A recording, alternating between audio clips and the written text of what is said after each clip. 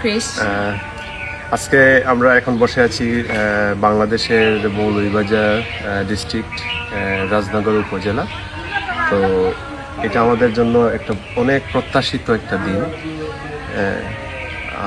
আজ থেকে প্রায় 8 বছর আগে, অ্যারাউন্ড 8 years ব্যাক, আমি চায়নাতে যাই উচ্চশিক্ষার জন্য।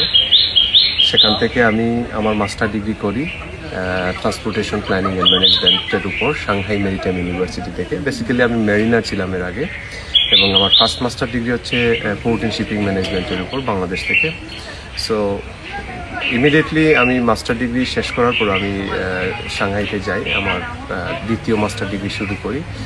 তারপর আমি আমার পড়াশোনা অবস্থায় ওইখানে আমি ইন্টারন্যাশনাল লজিস্টিক অ্যান্ড শিপিং ইন্ডাস্ট্রির সাথে আমি আমার ইনভলভমেন্ট হয়, এবং আমি ওইখানে পড়াশোনা করা অবস্থায় আমি ইন্টার্নশিপ বা ফুল টাইম জব করতে থাকি।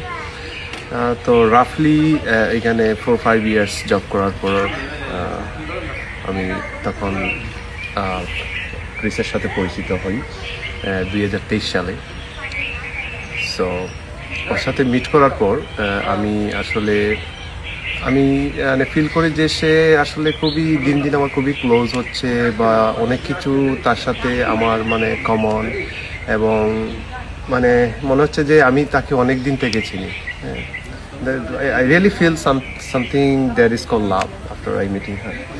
তো আসলে সব কিছুই মানে বাই গড গ্রেস